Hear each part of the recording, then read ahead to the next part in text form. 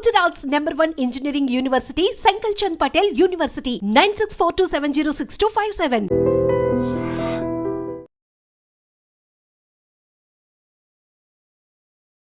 Hi hello నమస్తే, welcome back to dream media. ఈ రోజు మనతో ఉన్నారు విశ్వేశ్వర రెడ్డి గారు. ముఖ్యంగా యుఎస్ లో ఉన్న సిచ్యువేషన్స్ గురించి, అక్కడ అప్డేట్స్ గురించి ఒకసారి సార్ అడిగి తెలుసుకుందాం. సార్ అందరికి సుపరిచితులే, సో అక్కడ విషయాలు ఒకసారి తెలుసుకుందాం. నమస్కారం విశ్వేశ్వర రెడ్డి గారు. నమస్కారం సార్. లేటెస్ట్ అమెరికన్ అప్డేట్స్ చూసుకున్నట్లయితే ఫస్ట్ థింగ్, ఎవరైతే డిపెండబుల్ వీసా మీద అక్కడ ఉంటూ ఉంటారో, ఎవరైతే గ్రీన్ కార్డ్స్ మీద వెళ్ళి అక్కడ ఉన్న వాళ్ళు స్పౌజ్ అయి ఉండొచ్చు, పేరెంట్స్ అయి ఉండొచ్చు, వాళ్ళు ఎయిర్పోర్ట్స్ లో ఉన్న టైంలో సెలవులకి ఇక్కడ నుంచి వచ్చి అక్కడికి వెళ్తున్న టైంలో అయి ఉండొచ్చు, వాళ్ళ పాస్పోర్ట్స్ చేతికి ఇచ్చేయమని అక్కడ అధికారులు చెప్తున్నట్టు కొన్ని వార్తలు వస్తున్నాయి. Is it true? ఒకవేళ నిజంగా అక్కడ ఇలా ఇమ్మని అడిగినట్లయితే ఎయిర్పోర్ట్ లో ఏం చేయాలంటారు? ఎక్కడ ఎయిర్పోర్ట్ అంటున్నారు? హైదరాబాద్ ఎయిర్పోర్ట్, అమెరికన్ ఎయిర్పోర్ట్ అంటారు? అమెరికన్ ఎయిర్పోర్ట్ లో తిరిగి వెళ్ళినప్పుడు. మళ్ళీ you can rephrase the question. So ఎవరైతే డిపెండబుల్ వీసా మీద అమెరికాలో ఉంటున్నారో, గ్రీన్ కార్డ్ హోల్డర్, వాళ్ళ స్పౌస్ అయి ఉండొచ్చు, అంటే వాళ్ళ భార్య అయి ఉండొచ్చు, అంటే వాళ్ళ పేరెంట్స్ అయి ఉండొచ్చు, వాళ్ళు ఇండియాకి సెలవుల కోసం వస్తున్నా, వేరే వర్క్ మీద వస్తున్నా సరే, వాళ్ళు అక్కడ ఫ్లైట్ ఎక్కే ముందు అక్కడ ఎయిర్పోర్ట్ లోకి ఎంటర్ అయినప్పుడు వాళ్ళ పాస్పోర్ట్స్ తీసుకొని వాళ్ళని హోల్డ్ లో పెట్టడం, వాళ్ళకి కొన్ని ఆంక్షలు విధించడం జరుగుతున్నాయి అని చెప్పేసి వార్తలు వస్తున్నాయి. Is it true? లేదు లేదు, కరెక్ట్ కాదు. అంటే రిటర్న్ లో ఇండియాకి వస్తున్నప్పుడు కదా ఇది. ఇండియాకి వచ్చేటప్పుడు ఏం అడగరు. ఇండియాకి వచ్చేటప్పుడు అది బికాజ్ అది హోమ్ కంట్రీ డిపార్చర్ కిందకి వస్తుంది. సో ఇండియన్ పాస్పోర్ట్ హోల్డర్స్ ఇండియాకి వెళ్ళాలనుకున్నప్పుడు ఎప్పుడైనా వెళ్ళొచ్చు. అక్కడ అమెరికాకి జీరో ఆబ్జెక్షన్ ఉంటుంది. అప్పుడు ఇండియా లోపలికి రావటప్పుడు ఇండియా వెరిఫై చేసుకుంటుంది వీళ్ళకి ప్రాపర్ పాస్పోర్ట్ ఉందా లేదా, వీళ్ళకి ప్రాపర్ ఇండియాకి వచ్చే ఎలిజిబిలిటీ డాక్యుమెంట్స్ ఉన్నాయి. అంటే ఎప్పుడైనా ఇమిగ్రేషన్ లాలో ఎలా ఉంటుందంటే, ఎవరు ఏ కంట్రీకి వెళ్తున్నారో ఆ కంట్రీ డాక్యుమెంట్స్ చూస్తారు తప్ప హోమ్ కంట్రీకి, అంటే where we born, birth place లో ఉన్న మనకి ఏదైతే పాస్పోర్ట్ ఉంటుందో వాళ్ళు ఎప్పుడు కూడా హోమ్ కంట్రీ వెరిఫికేషన్ ఉండదు. ఓకే. ఇన్ కేస్ ఇండియా నుంచి అమెరికా వస్తున్నప్పుడు అమెరికాలో అక్కడ దిగుతారు కదా, అప్పుడు పరిస్థితి ఏంటి? అప్పుడు ఏంటంటే, అప్పుడు అమెరికా అంటే అసలు యాక్చువల్ గా ఇండియాలో హైదరాబాద్ లోనే ఎయిర్పోర్ట్ లో మనం టికెట్ తీసుకునే ముందు ఏం చేస్తుంటారంటే, వాళ్ళు టిపికల్ గా మనకి ఎందుకు వెళ్తున్నారు అడుగుతారు. అంటే నేను వర్క్ చేస్తున్నాను అనుకోండి, వర్క్ వీసా చూపించమంటారు.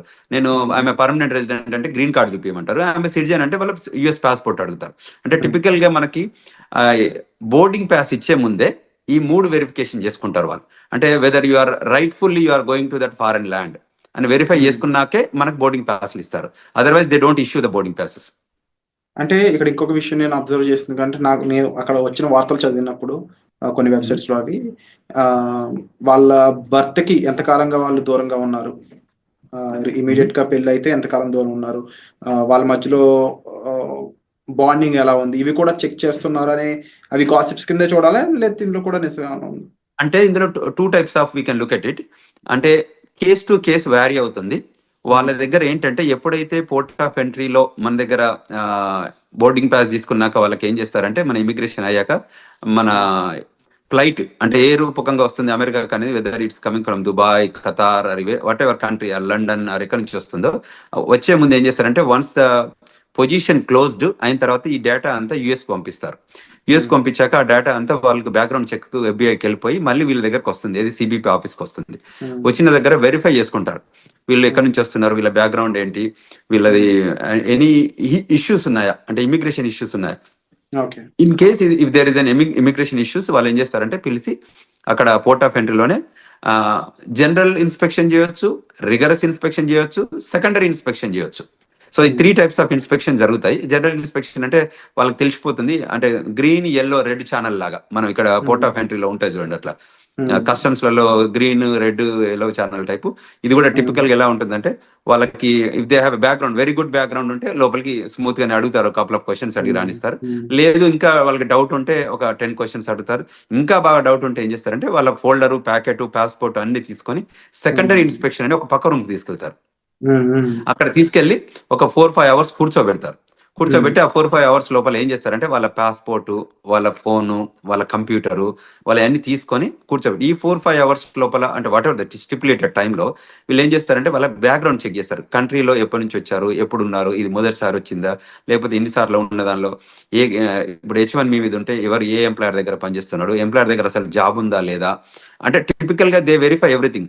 ఒకవేళ ప్రయర్లీ ఏదైనా ఉంటే ఈయనకి ఏదైనా స్పీడింగ్ టికెట్లు ఉన్నాయా, లేకపోతే ఇంకేదైనా క్రిమినల్ రికార్డ్ ఉందా, you know what I'm talking, and everything they will verify. అక్కడ ఏదైనా వయలేషన్స్ ఉన్నాయని గమనిస్తే ఆ సెకండరీ ఇన్స్పెక్షన్ లో గుర్తుపడితే ఏం చేస్తారంటే వాళ్ళని మళ్ళీ ఇంటర్వ్యూ ప్రాసెస్ లో తీసుకెళ్తారు. తీసుకెళ్లి ఆ ఇంటర్వ్యూలో ఒకవేళ వాళ్ళు వయలేట్ చేసిన ఏమైనా ఉంటే ప్రజెంట్ చేస్తారు. దీస్ ఆర్ ద సిచ్యువేషన్స్ ఉన్నాయి, వాట్ యూ థింక్ అంటే వాళ్ళు మనం అగ్రి అయ్యాం అనుకోని, అగ్రి అయితే వాళ్ళ వీసా క్యాన్సిల్ చేసేసి మళ్ళీ అక్కడ నుండి డిపోర్ట్ చేస్తారు. అంటే ఇప్పుడు ఫర్ ఎగ్జాంపుల్ జనరల్ గా అమెరికా పెళ్ళికొడుకు అంటే ఎక్కువ మంది ఇంపార్టెన్స్ ఇస్తూ ఉంటారు. ఆ రకంగా ఎప్పుడైనా వాళ్ళ అమ్మాయిని తిరిగి అక్కడ పంపినప్పుడు డిపెండబుల్ వీసా మీద అమ్మాయి వెళ్తుంది కాబట్టి కరెక్ట్, H4 వీసా అమ్మాయిని, మీద వస్తారు. కానీ ఆ అమ్మాయి బాగా చదువుకున్న అమ్మాయి అనుకోవచ్చు, ఎంటెక్ పర్సన్ అయి ఉండొచ్చు. ఇన్ కేస్ ఆవిడ నేను ఇక్కడ కూడా జాబ్ చేస్తాను ఏమన్నా పొరపాటు అక్కడ రివీల్ చేసి ఉంటే అప్పుడు సిచ్యువేషన్ ఎలా ఉంటుంది? ఆ పాసిబిలిటీ, అదే ఆ ఇంటర్వ్యూయింగ్ ప్రాసెస్ అని ఇంత ముందు చెప్పాను కదా. So Hmm. యూజువల్ గా మనం ఏం చేస్తామో H4 మీద ఉంటే తక్కువ క్వశ్చన్స్ అడుగుతారు, ఎందుకంటే they are not primary. In case వాళ్ళకి బాగా డౌట్ వస్తే వాళ్ళు అడగొచ్చు. అడిగితే ఆ పొటెన్షియల్ థింకింగ్ ఉంటే అప్పుడు ఆలోచిస్తారు, కానీ మెజారిటీ 98% పెద్ద ఇష్యూస్ ఏ ఉండవు దానికి. ఎందుకంటే H1 వాళ్ళని బాగా వెరిఫై చేస్తారు, గ్రిల్ చేస్తారు, make sure that they have a job or not అని వెరిఫై చేసుకుంటారు. అంటే H1 వాళ్ళు ఎలాంటి జాగ్రత్తలు తీసుకోవాలంటారు అక్కడ ఇంటర్వ్యూ కానీ అక్కడ క్వశ్చన్ చేసినప్పుడు?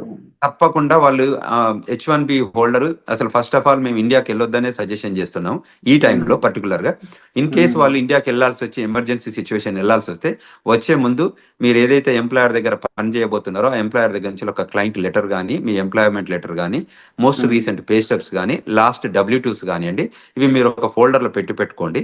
వాళ్ళు వచ్చి అడిగినప్పుడు మీరు ఫేర్ గా చూపించేటట్టు, అంటే పాస్ట్ 2-3 ఏళ్ల నుంచి ఆ కంపెనీతో పనిచేసి ఉంటే వాళ్ళ కంపెనీ W2s కానివ్వండి, మోస్ట్ రీసెంట్ గా మనం ఇయర్ లో పే స్టబ్స్ ఉంటాయి, ఎవ్రీ మంత్ కానీ 15 days కానీ పే స్టబ్స్ ఉంటాయి, అవి హోల్డ్ చేయడం కానీ, తర్వాత ట్యాక్స్ రిటర్న్స్ కానీ ఏవైతే ఉంటాయో అది కూడా, తర్వాత ఏదైతే క్లయింట్ లొకేషన్ లో పనిచేస్తున్నారో వాళ్ళ బ్యాడ్జ్ ఉంటుంది, ఆ కంపెనీ బ్యాడ్జ్ ఉంటుంది కదా, ఆ బ్యాడ్జింగ్ కూడా పెట్టుకొని ఉంటే జాగ్రత్తలు ఉంటే వాళ్ళు ఏ క్వశ్చన్స్ అడిగినా మనం 1 by 1 మనం ప్రజెంట్ చేయగలిగితే ఏమవుతుంది అంటే వాళ్ళకి కూడా కాన్ఫిడెన్స్ వస్తుంది. దిస్ గైజ్ వర్క్ ప్లేస్ లో ఉంది, నాకు పర్మనెంట్ ఎంప్లాయ్మెంట్ ఉంది అక్కడ, సో అంచేత మనం ఆయనని వెల్కమ్ చెప్పాలి అన్నట్టు ఉంటుంది. వాళ్ళు వెరిఫై చేసుకొని అవన్నీ వ్యాలిడ్ ఉంటే తప్పకుండా వాళ్ళు వెల్కమ్ చెప్తారు, అండ్ విత్ గుడ్ మూమెంట్స్ తో వెల్కమ్ చెప్తారు. అండ్ సార్ ఎలాంటి సినారియోలో అయినా ఇన్ కేస్ అక్కడ ఆఫీసర్స్ అంటే ఇక్కడ పర్సన్ ని పాస్పోర్ట్ హ్యాండ్ ఓవర్ చేయమనే సిచ్యువేషన్ వస్తుందంటారా? ఎలాంటి సిచ్యువేషన్ లో రావచ్చు వస్తే? ఇప్పుడు సెకండరీ ఇన్స్పెక్షన్కి వెళ్ళినప్పుడు మనం తప్పకుండా పాస్పోర్ట్ హ్యాండ్ ఓవర్ చేయాల్సి వస్తుంది. ఓకే. సెకండరీ ఇప్పుడు మనం ఏదైతే ప్రైమరీ ఇన్స్పెక్షన్ అంటే ప్రతి దానికి వాళ్ళు పాస్పోర్ట్ తీసుకుంటారు, పాస్పోర్ట్ స్కాన్ చేస్తారు, వాళ్ళ దగ్గర కంప్యూటర్ ఉంటుంది కదా. ఇప్పుడు you are an Indian, you are coming on F1 visa, so passport తీసుకుంటారు, ఫింగర్ ప్రింటింగ్ తీసుకుంటారు, తర్వాత ఐరిష్ చెక్ చేస్తారు, పిక్చర్ తీస్తారు, ఫింగర్ ప్రింటింగ్ టోటల్ 10 fingers అంటే 2 hands పెట్టి 10 fingers చెక్ చేసుకున్న తర్వాత ఇంటర్వ్యూ క్వశ్చన్స్ ఉండి దాని తర్వాతనే పంపిస్తారు. ఈ పాస్పోర్ట్ అందులో స్కాన్ చేస్తేనే అప్పుడు వాళ్ళకి డీటెయిల్స్ అన్ని వస్తాయి కదా. So 100% they collect the passport. Only thing ఏంటంటే గ్రీన్ లాగా ఉంటే మళ్ళీ they will hand over everything. Passport ఇచ్చేసి నో వెల్కమ్ టు అమెరికా అని చెప్పేసి పంపించేస్తారు. సో అది H1B ఏదంటే వాళ్ళ ఎంప్లాయ్మెంట్ ఉందా లేదా వెరిఫై చేసుకొని ఆ క్వశ్చన్స్ అడుగుతారు, ఎక్కడ పని చేస్తున్నారు, ఏంటి, ఏ జాబ్ చేస్తున్నారు, ప్రోగ్రామ్ అనలిస్టా ఏంటి అంటే డేటా అనలిస్టా, దోస్ కైండ్ ఆఫ్ క్వశ్చన్స్ అన్నట్టు. సో క్లయింట్ లొకేషన్ లో జాబ్ ఉందా వెరిఫై చేసుకొని, మీ ఎంప్లాయర్ తో టచ్ లో ఉన్నావా, అంటే దీస్ ఆర్ ద కొన్ని కామన్ మినిమం క్వశ్చన్స్ ఉంటాయి కదా. ఆ మినిమం క్వశ్చన్స్ అడిగాక మళ్ళీ దే హ్యాండ్ ఓవర్, లోపలికి వెళ్ళాక ఫస్ట్ పాస్పోర్ట్ తీసుకొని క్వశ్చన్స్ అడిగాక మళ్ళీ పాస్పోర్ట్ హ్యాండ్ ఓవర్ చేస్తారు. సో పాస్పోర్ట్ తీసుకోవడం అనేది ఒక common practice. Only American citizens అయి ఉండి వాళ్ళకి గ్లోబల్ ఎంట్రీ ఉంటే తప్ప వీళ్ళని యూజువల్ గా గ్లోబల్ ఎంట్రీ ఉన్న వాళ్ళకి ఎలా ఉంటుందంటే వాళ్ళకి ఐరిష్ తో టెస్ట్ చేస్తారు, వాళ్ళకి ఇండిపెండెంట్ గా వాళ్ళే స్కాన్ చేసుకోవచ్చు, వాళ్ళే పిక్చర్ దిగొచ్చు. ఇప్పుడు యాప్ కూడా వచ్చింది, గ్లోబల్ ఎంట్రీ యాప్. సో అందులోనే వాళ్ళు ఫోటోలు తీసుకొని సబ్మిట్ చేస్తారు, ఆఫీసర్ CBP ఆఫీసర్ వెరిఫై చేసుకొని ఎవ్రీథింగ్ గుడ్ ఉందంటే వాళ్ళు ఈవెన్ పాస్పోర్ట్ కూడా అడగరు, యూ కెన్ గో అని చెప్పేస్తారు. ఎందుకంటే వాళ్ళకి బ్యాక్గ్రౌండ్ చెక్లు, వ్యాలిడేషన్ అంతా జరుగుతుంది కాబట్టి. అండ్ అలాగే ఇంకా లేటెస్ట్ అప్డేట్ ఇంకోటి చూసుకున్నట్లయితే సెంట్రల్ యూనివర్సిటీ ఆఫ్ మిచిగన్ లో ఒక చైనీస్ స్టూడెంట్ తను సోషల్ మీడియాలో కొంచెం యాక్టివ్గా ఉండడం, అది కూడా అమెరికాకి ఆపోజిట్ గా తను చేసిన రెస్పాన్స్ అనేది తను డిపార్ట్ చేసే విధంగా మారింది. ఇప్పుడు జస్ట్ 6 months స్టడీ లెఫ్ట్ ఉందంట తనకి. 2016లో తను వెళ్ళాడంట స్టడీస్ కోసం. అలాంటి సిచ్యువేషన్స్ లో ముఖ్యంగా సోషల్ మీడియాలో మనం అంటే రియాక్ట్ అయ్యే విధానం కానీ, ఆఖరికి ఒక పోస్ట్ US కి ఆపోజిట్ గా ఉండే ఒక పోస్ట్ ని మనం లైక్ చేసినా కూడా అది మన మీద కాస్త తీవ్ర ప్రభావం చూపిస్తుందని చెప్పేసి వస్తున్నాయి వార్తలు. ఈ పరంగా ఇండియన్ స్టూడెంట్స్ ఎవరైనా ఎఫెక్ట్ అయ్యే ఛాన్స్ ఉందా? అసలు అక్కడ స్టూడెంట్స్ ఎలాంటి జాగ్రత్తలు తీసుకోవాలంటారు? Correct, very good question Virat. టిపికల్గా ఏంటంటే మనకు ఈ ఇక్కడ కంట్రీలో మనం non immigrant aliens we are here for a short term, అంటే టర్మ్ బేస్డ్ వస్తున్నాం మనం ఈ కంట్రీలోకి. అది F1 అయితే 2 to 5 years, H1 అయితే 3 to 6 years, and permanent residence అయితే యూ హ్యావ్ రెసిడెన్సీ రిక్వైర్మెంట్ ఉంది కాబట్టి అది ఫాలో అయితే ఇస్తారు. సో ఎక్కడైతే నాన్ ఇమిగ్రెంట్ ఏలియన్స్ ఉంటారో వాళ్ళకి ఈ స్పెషల్గా ఈ రూల్స్ అని అప్లై అయ్యేది. ఎందుకంటే మనం కంట్రీ లాయాలిటీ చూపిస్తే తప్ప మనం కంట్రీ లోపలికి రానివ్వరు. సో కంట్రీకి అగనెస్ట్గా చేసే యాక్టివిటీస్ ఏదైనా సోషల్ మీడియా రూపకంగా కానీ వాళ్ళకి ఎక్కడైనా అబ్జర్వ్ చేసి ఉంటే వాళ్ళు వెరిఫై చేసుకుంటారు. వెరిఫై చేసుకొని క్వశ్చన్ చేస్తారు. ఎక్కడైనా ఎవిడెన్స్ దొరికితే తప్పకుండా వాళ్ళు క్వశ్చన్ చేస్తారు, ఈజ్ దట్ యూ అని చెక్ చేసుకొని వాళ్ళు డిపోర్టేషన్ ప్రొసీడింగ్ చేస్తారు. ఇప్పుడు ఈ ట్రంప్ అడ్మినిస్ట్రేషన్ సెకండ్ టర్మ్ వచ్చాక ఏంటంటే చాలా ఎగ్జిక్యూటివ్ ఆర్డర్స్ తీసుకున్నారు. అందులో some of the executive orders వాళ్ళకి అవుట్ రైట్ సిబిపి ఆఫీసర్కి అథారిటీ ఇస్తుంది డిపోర్టేషన్ చేయడానికి. సో అందులో ఏ సిచ్యువేషన్ ఎరైజ్ అయినా, ఏ రకమైన ఇష్యూస్ వచ్చినా, ఏ రకమైన లాయాలిటీ ఇన్ స్టేక్లో ఉన్నా, అంటే ఆ లాయాలిటీ ప్రూవ్ చేయలేకపోయినా వాళ్ళకి every right to send them back, period. There is no second to it.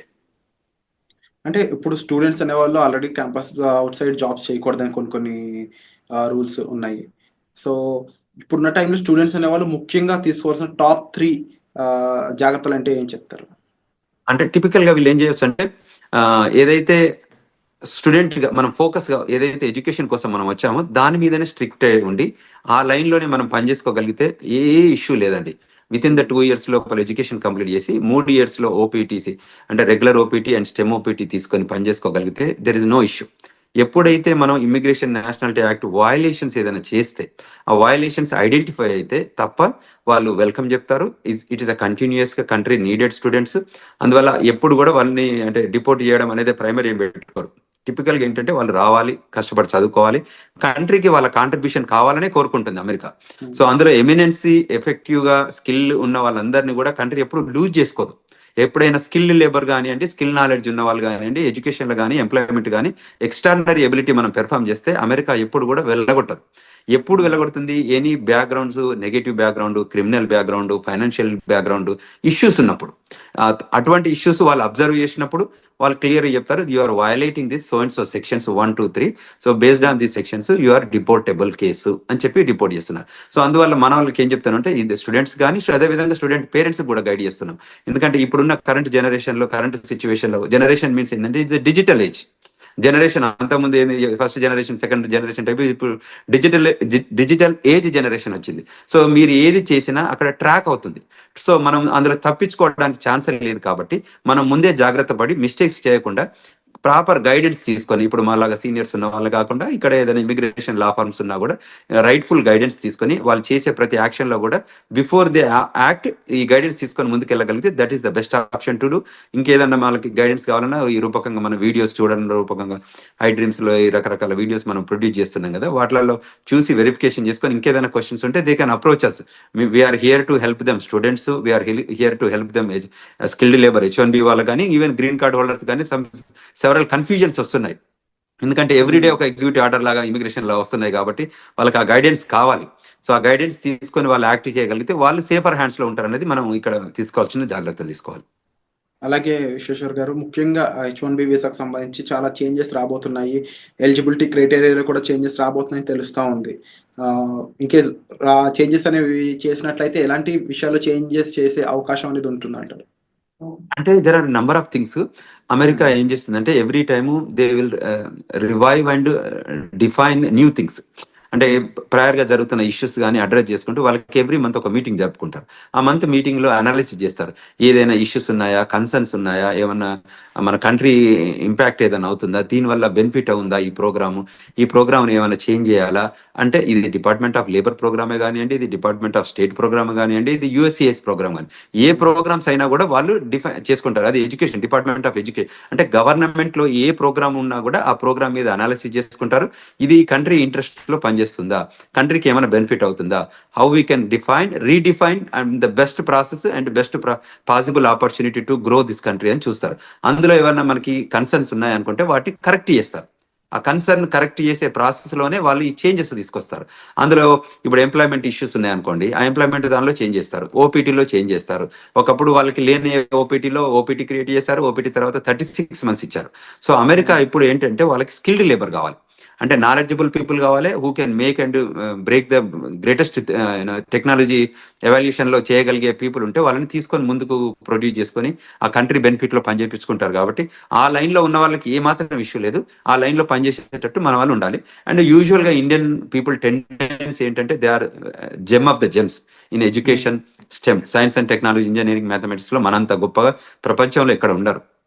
So ఆ స్కిల్ ని మనం ప్రాపర్ గా ఎగ్జిబిట్ చేయగలిగితే, ఆఫీసర్ ముందు కానివ్వండి, ఇంటర్వ్యూవర్ ముందు కానివ్వండి, గవర్నమెంట్ ముందు కానీ చేయగలిగితే మనకు ఇట్స్ రెడ్ కార్పెట్ వెల్కమ్ ఉంటుంది. అది గుర్తించితే మనం తప్పకుండా ముందుకు ఎదగడానికి ఆస్కారం ఉంటుంది. Wonderful sir. And episode close చేసే ముందు ఒక మాట స్టూడెంట్స్ కానీ లేకపోతే అక్కడ ఎంప్లాయీస్ కానీ డిపెండబుల్ వీసా మీద ఉన్న వాళ్ళకి ఓవరాల్ గా వీరందరికీ మీరు చెప్పే మాట ఏంటి? ఏదైనా ఇప్పుడున్న కొత్త ట్రెండ్స్ మనకి ఎవ్రీ టైం జరుగుతున్నాయి కాబట్టి ఏంటంటే న్యూ ఎగ్జిక్యూటివ్ ఆర్డర్స్ వస్తున్నాయి కాబట్టి, ఇప్పటికే వచ్చినాయి కాకుండా ఫ్యూచర్ కూడా రాబోతున్నాయి కాబట్టి, సో మీరు వెల్ ఇన్ఫార్మ్డ్ గా ఉండాలి, అందరితో కనెక్ట్ ఉండాలి. సో మనకు తెలిసిందే కరెక్ట్ అని అనుకోవద్దు. సో తప్పకుండా you take good guidance from non profit organisations కానీ మమ్మల్ని అప్రోచ్ అయితే మేము వీఆర్ దేర్. మేము చెప్తున్నాం గ్లోబల్ తెలంగాణ ద్వారా కూడా వాళ్ళకి ఈమెయిల్ రూపకంగా కానీ ఫోన్ రూపకంగా కానీ మేము ఫోన్ నెంబర్స్ కూడా ఇచ్చాము. సో అమెరికాలో ఉన్నాం కాబట్టి అదేవిధంగా మనకి ఏదైనా law firm, immigration law firm guidance కానివ్వండి, సజెషన్స్ కానివ్వండి తీసుకోవాలి. ఇవాళ మేము yesterday organised global Telangana association ద్వారా ఒక సెమినార్ ఆర్గనైజ్ చేశాము, వెబినార్ ఆర్గనైజ్ చేశాము. బ్రహ్మాండంగా ఒక 1000 మంది జాయిన్ అయ్యారు. 1000 మంది స్టూడెంట్స్ రూపకంగా ఇమిగ్రేషన్ రిక్వైర్మెంట్ ఏమున్నా కూడా ఇప్పుడు కరెంట్ లో జరుగుతున్న ఇమిగ్రేషన్ ట్రెండ్స్ పైన ఏవేవైతే ఇష్యూస్ ఉన్నాయో వాటిపైన మేము ఆర్గనైజ్డ్ విత్ సీనియర్ ఇమిగ్రేషన్ అటార్నీతోని కాన్ఫరెన్స్ కాల్ ఆర్గనైజ్ చేస్తే there are number of peoples జాయిన్ అయ్యారు. వాళ్ళ క్వశ్చన్స్ ఒక 2.5 గంటల కాన్ఫరెన్స్ కాల్ జరిగింది. అంటే అంత సేఫ్ క్వశ్చన్స్ అడిగారు వాళ్ళంతా. So it is very informable. అట్లా ముందుకు వచ్చి తెలుసుకోగలిగితే that is the greatest thing. So మేము అదే చెప్తున్నాం. అది F1 కానివ్వండి, H1 కానివ్వండి, గ్రీన్ కార్డ్ హోల్డర్స్ కానివ్వండి, ఈవెన్ సిటిజన్స్ కానివ్వండి, ఈ కంట్రీ రిక్వైర్మెంట్స్ ఏమున్నాయి, ఇప్పుడు సిటిజన్షిప్ అయినా కూడా గ్రీన్ కార్డ్ అయినా కూడా మనం ఈ AR11 అప్డేట్ చేస్తున్నామా, మనం F1 H1 వాళ్ళు కూడా AR11 అంటే స్టేటస్ మనకి అడ్రస్ అప్డేట్ చేస్తున్నామా, లేకపోతే రిజిస్ట్రేషన్ రిక్వైర్మెంట్స్ అప్డేట్ చేస్తున్నామా. మనం ఈ కంట్రీలోకి వచ్చాం కాబట్టి మనం ఈ కంట్రీ నామ్స్ అంటే లా ఆఫ్ ద ల్యాండ్ ఎలా ఇమిగ్రేషన్స్ ఉన్నాయో, ఇమిగ్రేషన్ నేషనల్ యాక్ట్ రూల్స్ ఏది ఉన్నాయో మనకు తెలిస్తే ఫాలో అయిదాం, తెలియకపోతే తెలుసుకొని ఫాలో అయిదాం. Bottom line we need to follow the rules. So if you follow the rules there is no issue. This country is the best country to live and this the best country to welcoming. And the country people కూడా చాలా బాగుంటారు. మనం కూడా grow కావడానికి opportunity ఉంటుంది. మన పిల్లలకు కూడా చాలా కంఫర్టబుల్ గా సెటిల్ అవుతారు. సో అక్కడ ఉన్న చదువుకునే స్టూడెంట్స్ అయి ఉండొచ్చు, వర్క్ చేసే వాళ్ళు అయి ఉండొచ్చు, ఎవరు కూడా ఇన్సెక్యూరిటీస్ ఏం పెట్టుకోకుండా ప్రాపర్గా ప్రొఫెషనల్స్ని కలిసి మీ డౌట్స్ అనేవి సాల్వ్ చేసుకోగలిగినట్లయితే మీరు ఒక సేఫ్ అండ్ సెక్యూర్ లైఫ్ అక్కడ లీవ్ చేయొచ్చండి. దాంతోపాటుగా అంతగా మిమ్మల్ని ఇబ్బంది పెట్టే విషయం అయితే మాత్రం తప్పకుండా ఇమీడియట్లీ మీరు ఒక ప్రొఫెషనల్ కానీ ఎంబసీ సైడ్ పీపుల్ కానీ లేకపోతే అక్కడ లా ఫీమ్ సంబంధించిన పర్సన్స్ అయి ఉండొచ్చు, లేకపోతే మన విశ్వేశ్వరరావు గారు లాంటి ప్రొఫెషనల్స్ మీరు కలిసినట్లయితే కాస్త జాగ్రత్తలతో పాటుగా మీకు కాస్త గైడెన్స్ ఇచ్చే ఛాన్సెస్ అనేవి దొరుకుతాయి. సో తప్పకుండా మీరు తీసుకునే ఇనిషియేషన్స్ అనేవి చాలా గ్రేట్ విశ్వేశ్వర్ గారు. తప్పకుండా మీరు కండక్ట్ చేసే వెబినార్స్ అయి ఉండొచ్చు, లేకపోతే ఇలా ఇంటర్వ్యూస్ రూపంలో అయి ఉండొచ్చు, చాలా ఇన్ఫర్మేషన్ని చాలా మందికి అందిస్తూ ఉన్నారు. So we are thankful and thank you so much for great information.